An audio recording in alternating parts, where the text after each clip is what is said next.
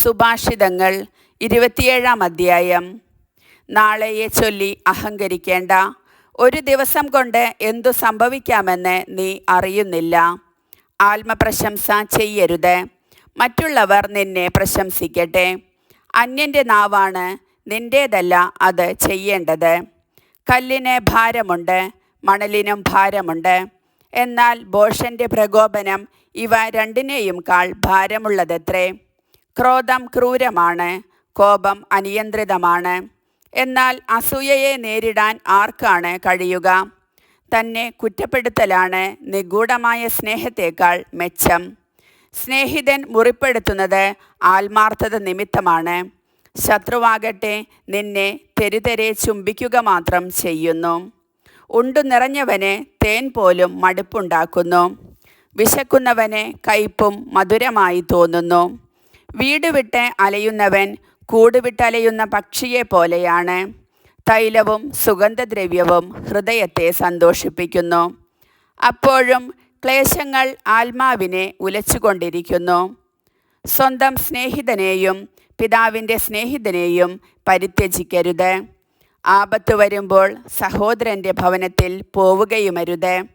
അടുത്തുള്ള അയൽക്കാരനാണ് അകലെയുള്ള സഹോദരനേക്കാൾ മെച്ചം. മകനെ, നീ ജ്ഞാനിയാവുക, അങ്ങനെ എന്നെ സന്തോഷിപ്പിക്കുക. എന്നെ കുറ്റപ്പെടുത്തുന്നവന് മറുപടി കൊടുക്കാൻ അപ്പോൾ എനിക്ക് സാധിക്കും. വിവേകി ആപത്തു കണ്ടറിഞ്ഞ് ഒഴിഞ്ഞു മാറുന്നു. അല്പബുദ്ധി അതിലേക്കു ചെന്ന് ശിക്ഷ അനുഭവിക്കുന്നു. അന്യന് ജാമ്യം നിൽക്കുന്നവൻ്റെ കുപ്പായം കൈവശപ്പെടുത്തിക്കൊള്ളുക. പരദേശികൾക്ക് ജാമ്യം നിൽക്കുന്നവനോട് പണയം വാങ്ങിക്കൊള്ളുക. അതിരാവിലെ അയൽക്കാരന് ഉച്ചത്തിൽ നേരുന്ന അനുഗ്രഹം ശാപമായി ഗണിക്കും. ദിവസം മുഴുവൻ പെയ്തുകൊണ്ടിരിക്കുന്ന ചാറ്റൽ മഴയും കലഹപ്രിയയായ ഭാര്യയും ഒന്നുപോലെ തന്നെ. അവളെ നിയന്ത്രിക്കാൻ ശ്രമിക്കുന്നത് കാറ്റിനെ പിടിച്ചടക്കാൻ തുനിയുന്നത് പോലെയോ കയ്യിൽ എണ്ണ മുറുക്കി പിടിക്കാൻ ശ്രമിക്കുന്നത് പോലെയോ ആണ്. ഇരുമ്പ് ഇരുമ്പിന് മൂർച്ച കൂട്ടുന്നു. ഒരുവൻ അപരൻ്റെ ബുദ്ധിക്ക് മൂർച്ച കൂട്ടുന്നു. അത്തിമരം വളർത്തുന്നവൻ അതിൻ്റെ പഴം തിന്നും. യജമാനനെ ശുശ്രൂഷിക്കുന്നവൻ ബഹുമാനിക്കപ്പെടും.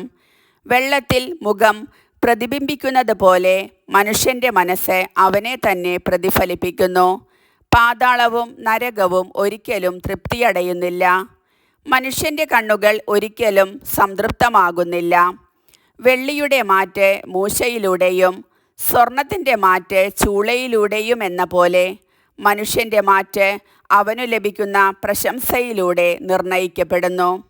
ഭോഷനെ ധാന്യത്തോടൊപ്പം ഉരലിലിട്ട് ഇടിച്ചാലും അവൻ്റെ ഭോഷത്വം വിട്ടുമാറുകയില്ല. നിന്റെ ആട്ടിൻപറ്റങ്ങളെ ശരിക്ക് നോക്കിക്കൊള്ളുക. കന്നുകാലികളെ സശ്രദ്ധം പാലിക്കുക. എന്തെന്നാൽ സമ്പത്ത് എന്നേക്കും നിലനിൽക്കുകയില്ല. കിരീടം എല്ലാ തലമുറകളിലും നിലനിൽക്കാറുണ്ടോ? പുല്ല് തീർന്നു പോകുന്നു, പുതിയത് മുളച്ചു വരുന്നു. കുന്നിൻ പുറങ്ങളിലെ പച്ചപ്പുല്ല് ശേഖരിക്കപ്പെടുന്നു. അപ്പോൾ ആട്ടിൻകുട്ടികൾ ഉടുപ്പിനുള്ള വകയും കോലാടുകൾ നിലത്തിനുള്ള വിലയും നിനക്ക് നേടിത്തരും. നിനക്കും കുടുംബത്തിനും വേണ്ടത്ര പാലും പരിചാരികമാരെ പോറ്റാനുള്ള വകയും ലഭിക്കും. കർത്താവിൻ്റെ വചനം.